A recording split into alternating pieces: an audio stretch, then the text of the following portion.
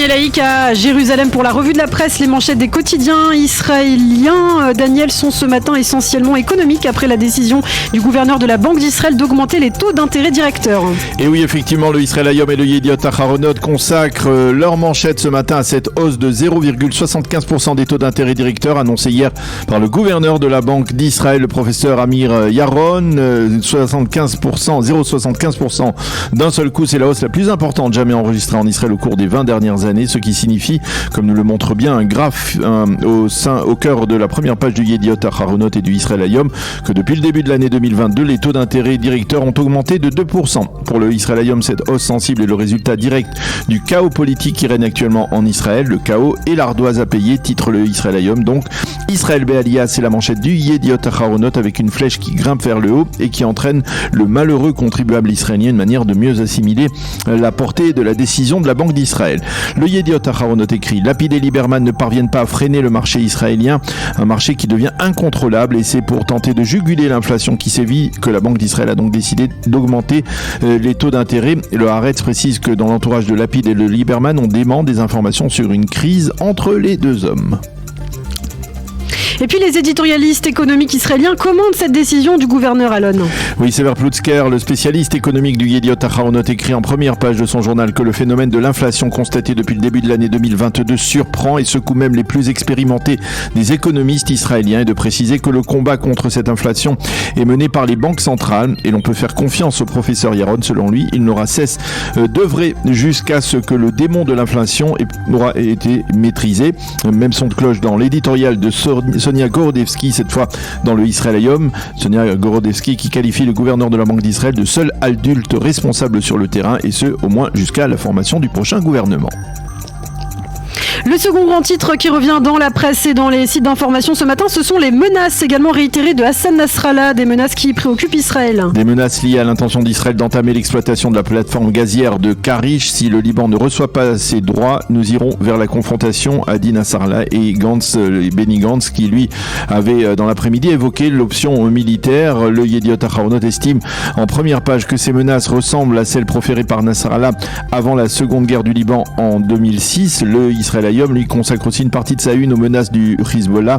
Sans frein, la confrontation pour le gaz, titre le quotidien qui parle d'une des périodes les plus tendues entre le Hezbollah et l'État d'Israël. Nasrallah joue avec le gaz, titre aussi le journal. Le général Gershon Cohen, qui écrit dans le Israël Hayom, affirme que Israël doit chercher les motivations du Hezbollah. Quant à Yossi Yoshua dans le Yediot Aharonot, il explique qu'aujourd'hui l'intérêt d'Israël et du Liban est le même: permettre de se partager les richesses sous-marines en énergie et partager donc la même prospérité. Mais le leader du Hezbollah ne l'entend pas de cette oreille, et cela explique pourquoi Benny Gantz a mis en garde hier contre un conflit qui pourrait se déclencher autour des plateformes gazières. Pour Yossi Yoshua, le public israélien doit comprendre que même si la confrontation militaire ne devait durer qu'une seule journée avec le Hezbollah, elle serait d'une intensité incomparable à celle que nous avons vécue jusqu'à présent avec le Hamas à Gaza. Le site N12 lui consacre son titre majeur ce matin à d'autres menaces qui sont liées à celles du Hezbollah. Il s'agit des menaces iraniennes. Oui, des menaces iraniennes contre Israël qui accompagnent ce que le site N12 appelle la course effrénée vers un accord à Vienne. Aux États-Unis, on estime que l'accord serait imminent, et le porte-parole du département d'État met en exergue le fait que les Iraniens ont renoncé à faire retirer de la liste des organisations terroristes les fameux gardiens de la révolution.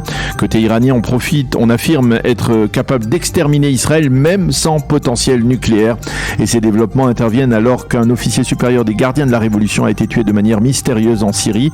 À propos de ces développements, l'excellent spécialiste du monde arabe de la chaîne 12, Ehud Yari, explique ce matin à ses lecteurs que l'Iran a déjà commencé à commercialiser l'accord de Vienne avant même sa signature. Elle le présente comme la clé d'un avenir rose pour les Iraniens.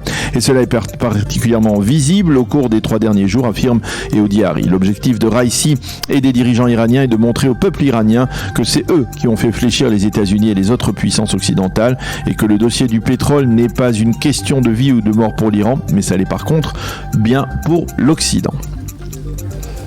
Le Haaretz consacre sa page d'ouverture au dossier des 6 ONG anti-israéliennes qui sont considérées par Israël comme terroristes par le ministre de la Défense. Et oui, effectivement, et le Haaretz ainsi que le site N12 souligne en évidence l'avis d'ambassadeurs européens en Israël qui ont affirmé au ministère israélien des Affaires étrangères ces derniers jours que les informations qu'Israël leur avait fournies au sujet des activités subversives, apparemment donc de ces 6 ONG, étaient insuffisantes pour justifier cette décision d'en faire des organisations terroristes.